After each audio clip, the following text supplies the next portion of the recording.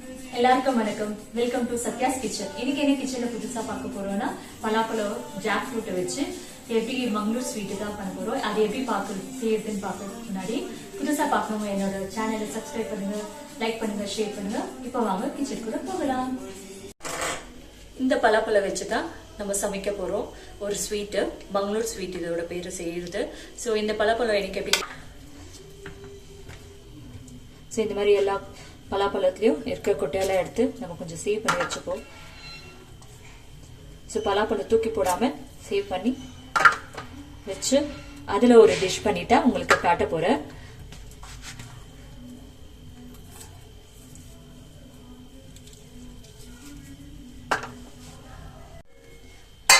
நான் வந்து பலாப்பழத்தை கொஞ்சம் ரஃபா கட் பண்ணி சைட்ல வச்சுப்பேன்.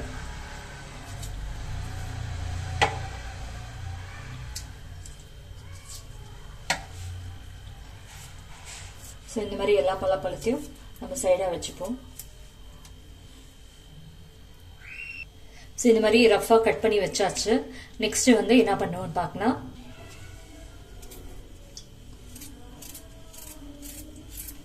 ஸோ கொஞ்சம் தேங்காய் அரைஞ்சி வச்சுக்கிறேன் இந்த ஸ்வீட்டுக்கு. ஸோ பலாப்பழம் தேங்காவும் அரைஞ்சி வச்சாச்சு. இங்க வந்து நான் பச்சை அரிசி ஊற போட்டிருக்கேன். தோசை அரிசி தான் நான் பச்சை அரிசி ஊற போட்டிருக்கேன். ஸோ இது வந்து நான் ஒரு கப்பு ஊற போட்டிருக்கேன். நல்லா ஊறிச்சு. ஒரு ஹாஃப் அன் ஹவர் ஊறினாவே போதும். நல்லா ஊறி இருக்கு. ஸோ இதெல்லாம் போட்டு எப்படி செய்யுதுன்னா, அதுக்கப்புறம் ஒரு 2 ஏலக்காய், 2 to 3 ஏலக்காய். ஆக்சுவலி பலாப்பழம் வந்து 10 to 15 இருக்கு பலாப்பழம். அப்புறம் இது ஒரு கப்பு வெல்லம் நான் எடுத்திருக்கேன். ஏன்னா பலாப்பழம் ஆல்ரெடி ஸ்வீட் நிறைய இருக்கு, அதனால நான் வெல்லம் கொஞ்சம் கம்மி பண்ணிருக்கேன். உங்களுக்கு பலாப்பழம் ஸ்வீட்னஸ் கம்மியா இருந்தா நீங்க வந்து வெல்லம் வந்து கொஞ்சம் அதிகமா சேர்த்துக்குங்க. நான் ஆல்ரெடி எப்பவுமே ஸ்வீட் கொஞ்சம் கம்மியா தான் சாப்பிடுவோம், அதனால நான் கொஞ்சம் ஸ்வீட் கம்மியாவே எடுத்திருக்கேன். நீங்க ஈக்குவலானாக்கா ஒரு கப் எடுத்துக்கலாம். அப்போ அந்த ஸ்வீட்டு கரெக்டா வரும் உங்களுக்கு. இப்போ ஃபர்ஸ்ட் நம்ம வந்து பலாப்பழம் ஒண்டி பேஸ்ட் பண்ணி எடுத்துப்போம் மிக்சி ஜார்ல போட்டு. ஃபர்ஸ்ட் பலாப்பழம் எல்லாம் போட்டுடுவோம்.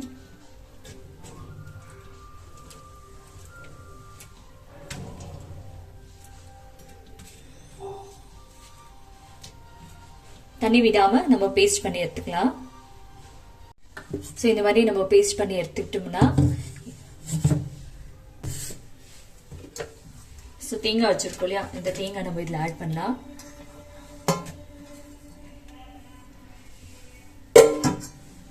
அப்புறம் ஏலக்காய் வச்சிருக்கோம். அந்த ஏலக்காவையும் நம்ம இதுலயே சேர்த்து ஆட் பண்ணிட்டு பேஸ்ட் பண்ணி எடுத்துப்போம்.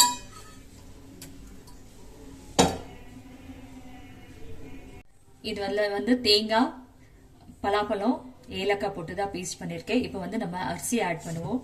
இந்த தண்ணியெல்லாம் எடுத்துட்டு தண்ணி விடாம நம்ம இந்த அரிசி ஆட்டிக்கலாம். பேஸ்ட் பண்ணி எடுத்துப்போம். ஸோ இருக்கிற அரிசிலாம் இதில் போட்டுப்போம். போட்டுட்டு மிக்சி ஜாரில் தண்ணி விடாம தோசை பேட்டர் அந்த அளவுக்கு நம்ம ஆட்டணும். அப்புறம் இந்த வெல்லம் இருக்கு இல்லையா, அந்த வெல்லத்தையும் இதுலயே ஆட் பண்ணிப்போம். இப்போ தண்ணி ஊத்தாம இதை பேஸ்ட் பண்ணிட்டு வரலாம். பேஸ்ட் பண்ணியாச்சு.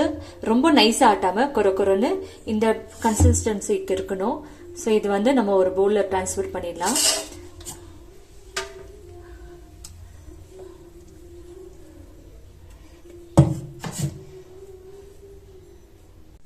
இந்த மாதிரி திக்கான பேஸ்ட் ரொம்ப திக்கா இருக்கு, அதனால நான் கொஞ்சமா நிறைய இல்ல, இது ஆக்சுவலி மிக்ஸி இது பண்ண தண்ணி தான். சோ கொஞ்சமா தண்ணி ஊத்திக்கிறேன்.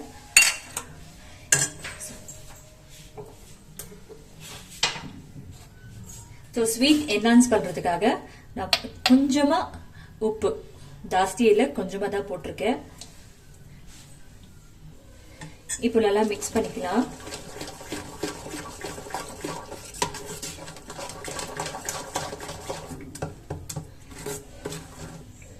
நல்லா மிக்ஸ் பண்ணியாச்சு.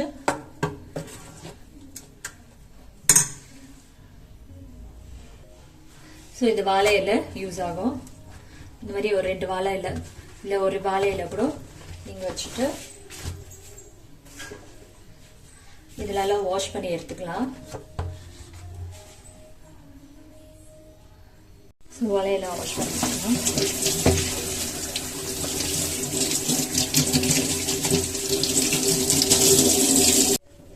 வாழையில கிளீனா வாஷ் பண்ணிட்டு கொஞ்சம் தண்ணி உதறி எடுத்துடலாம். வாழையில வாஷ் பண்ணி எடுத்தாச்சு. இப்போ என்ன பண்ணுவோம், இந்த வாழையில நம்ம சிசர்ல ஒரு பீஸா கட் பண்ணி எடுத்துக்கலாம்.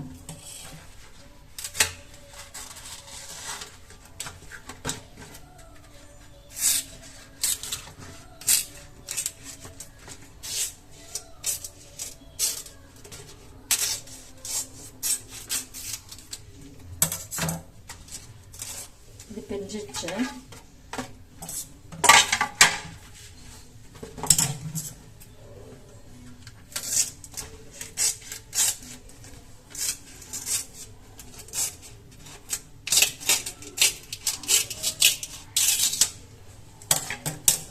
இந்த மாதிரி கட் பண்ணி நம்ம ஒரு பீஸா எடுத்துப்போம்.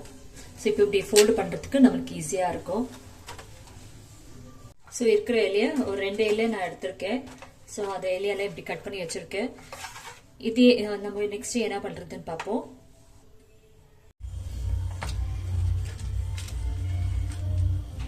அதே மாதிரி எல்லா இலையிலையும் நம்ம கொஞ்சம் கொஞ்சமா ஊத்தி இப்படி ஃபோல்ட் பண்ணி சைடா வச்சிடுவோம்.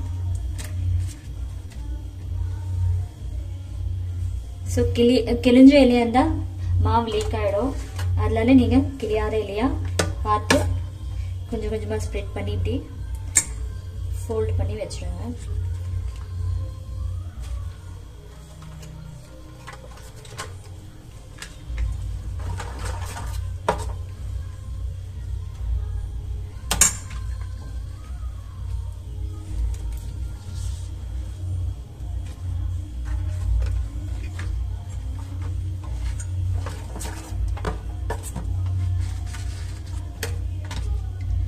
இருக்கிற இலையிலலாம் நம்ம இந்த மாதிரி ஊற்றி வச்சிருவோம் மாவு.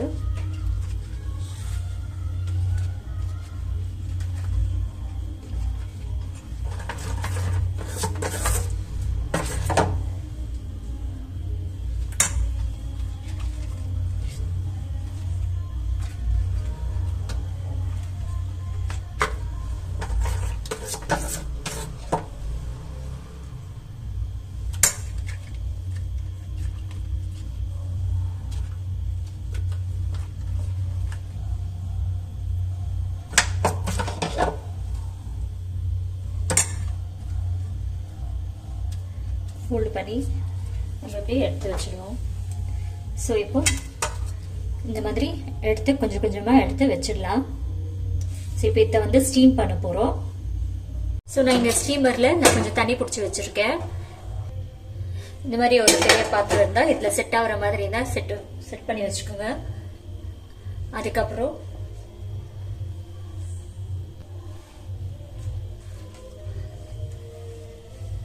நம்ம மாவு ஊற்றி வச்சதெல்லாம் ஒன்னொன்னா இதுல செட் பண்ணுவோம்.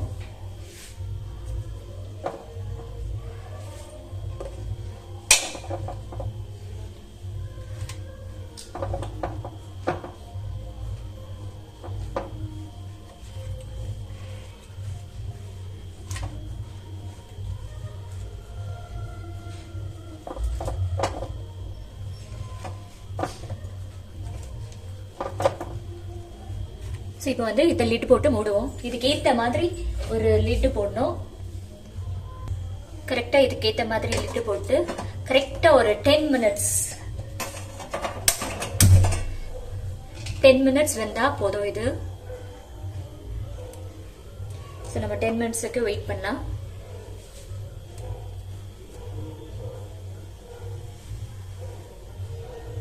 நீங்களும் இது பசங்களுக்கு பிரேக்கு கூட செஞ்சு கொடுத்து அனுப்பலாம். பலாப்பழம் வச்சு செஞ்சுட்டு வாழை இலையில தான் செஞ்சு கொடுக்கணும்னு இல்லை, இட்லி பாத்திரத்துல கூட இட்லியா ஊற்றி நம்ம பசங்களுக்கு கொடுத்து அனுப்பலாம்.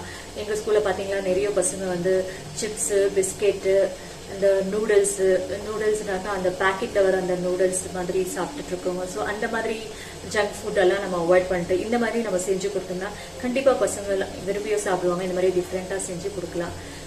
ஸோ நீங்கள் கண்டிப்பாக ட்ரை பண்ணி உங்கள் பசங்க கூட நீங்கள் இட்லியே நீங்கள் இட்லி மாதிரி ஊற்றி கொடுக்கலாம். இட்லி பாத்திரத்தில் ட்ரை பண்ணுங்க. இது ஹெல்த்தி தானே. இப்போ இந்த ஸ்டீம் வெந்துருச்சான்னு பார்க்கலாம். 10 மினிட்ஸ் ஆயிடுச்சு. ஸோ இப்போ நம்ம வந்து கேஸ் ஆஃப் பண்ணிடலாம். வெந்துட்டு இருக்கோம். ஸோ ஓப்பன் பண்ணி பார்ப்போம். ஸோ நல்லா வெந்திருக்கு. வாழை இலை கலரும் சேஞ்ச் ஆயிருக்கு. ஸோ நல்லா வெந்திருக்கு. ஸோ அது எப்படி எடுத்து எப்படி இருக்குன்னு பார்ப்போம்.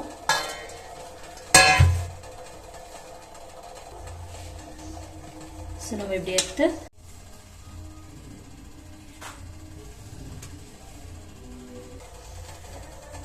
சுடுது.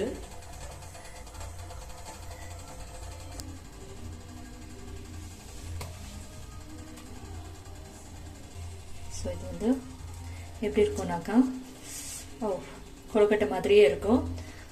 ஸோ நீங்களும் ட்ரை பண்ணி பாருங்க. ஸோ எவ்வளோ சாஃப்டாக இருக்கு பாருங்க. செம சாஃப்டா நல்லா இருக்கு. கண்டிப்பா நீங்களும் ட்ரை பண்ணி பாருங்க. கண்டிப்பா நீங்களும் இது ட்ரை பண்ணி பாருங்க. நான் கொஞ்சமா எடுத்திருக்கேன். எப்படி இருக்குன்னு ட்ரை பண்ணுவோம்.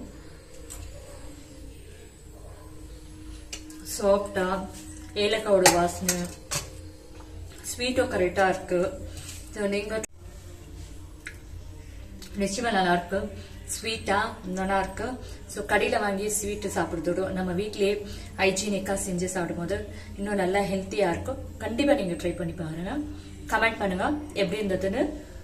சும்மா இந்த சமையல் உங்களுக்கு பிடிச்சிருந்தா கண்டிப்பா நீங்க ஷேர் பண்ணுங்க, லைக் பண்ணுங்க. அடுத்த சமையல் உங்களை சந்திக்கிறேன்.